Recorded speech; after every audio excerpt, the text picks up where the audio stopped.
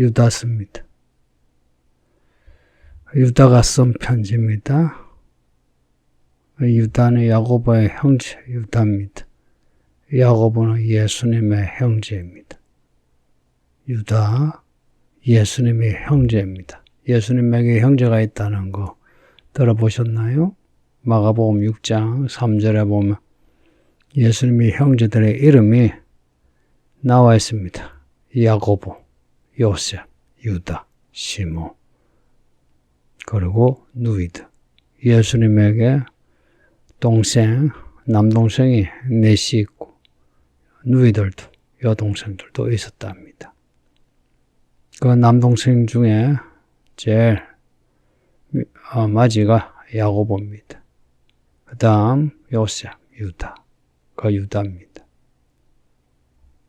예수님의 형제가 예수님 죽고 부활하신 후에 교회 지도자가 되었어요. 예수님 살았을 때는 예수님을 안 믿다가 예수님 죽고 부활하신 후에 예수님을 믿습니다. 예수님의 죽음, 예수님의 부활이 많은 사람을 살렸어요.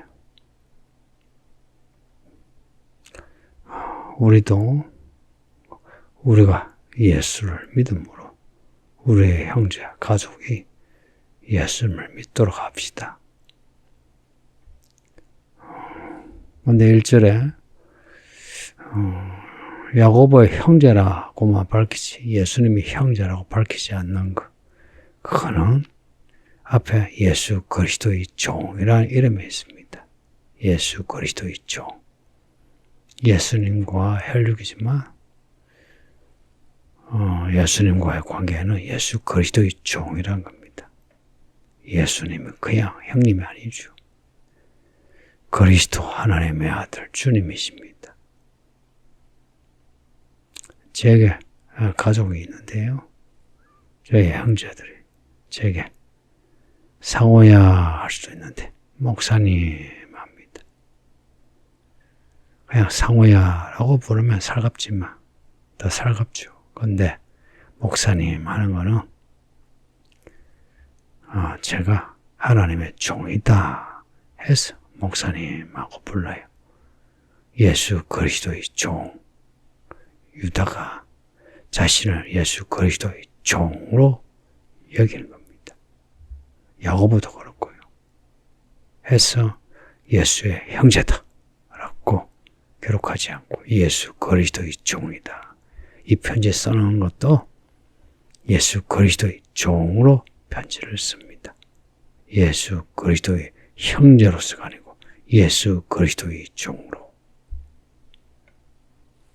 요한계시록에서 배운 게 하나님의 종이죠. 우리가 다 하나님의 종이니까 종의 자리를 지킵시다.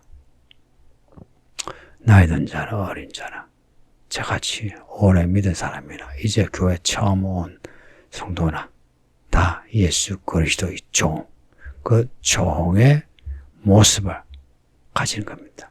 그런 점에서 저나 우리 모든 성도는 믿음의 태도가 같아야 되는 거죠. 수신자를 보면 부르심을 받은 자, 곧 하나님 아버지 안에서 사랑을 얻고 예수 그리스도를 위하여 지키심을 받은 자들에게 편지한다. 하나님 아버지가 부르셔서 예수 그리스도를 믿는 사람, 그 사람들에게 편지 보낸다는 거예요. 그리고 그 사람들은 하나님이 지켜주시는 사람들이다 하는 겁니다. 1절에 그 문장의 구조가 좀 복잡한데 아버지 하나님의 사랑으로 부르심을 받은 사람들, 예수 그리스도의 그 이름을 위하여 아버지 하나님이 지키시는 사람들에게 편지한다 하는 겁니다. 누구겠습니까? 바로 우리들입니다. 우리들에게 보내는 편지입니다. 하나님의 부르심을 받은, 하나님의 택하심을 받은, 하나님의 사랑 안에 있는 우리들입니다. 이걸 어떻게 아느냐? 하나님은 우리를 지키시는 은혜가 있잖아요. 크고 작은 은혜가. 그것을 돌아보면 하나님이 나를 아신다. 나를 부르셨다. 나를 택하셨다. 알게 되죠. 이것을 매일 확증하면서 사는 겁니다. 그래서 더욱 하나님의 사랑 안에서 예수 그리스도 이름으로 살아가는 겁니다. 2절 보면 긍휼과 평강과 사랑이 너에게 더욱 많을지어다. 신약의 서신서에 비슷하게 나오는 인사말이죠.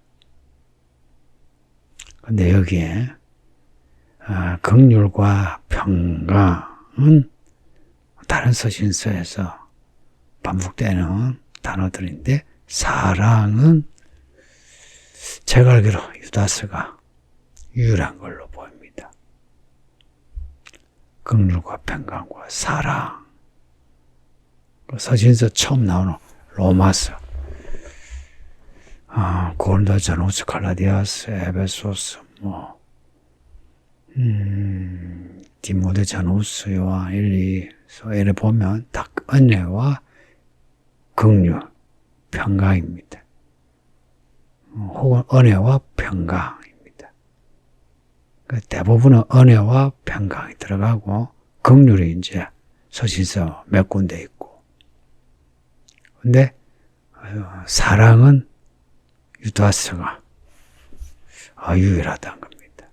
1절에도 보면은 하나님 아버지 안에서 사랑을 얻고, 이 구절도 유다스의 특이한 단어입니다. 하나님 아버지 안에서 사랑을 얻고, 이 유다스의 특징은 사랑이다. 왜 사랑이냐?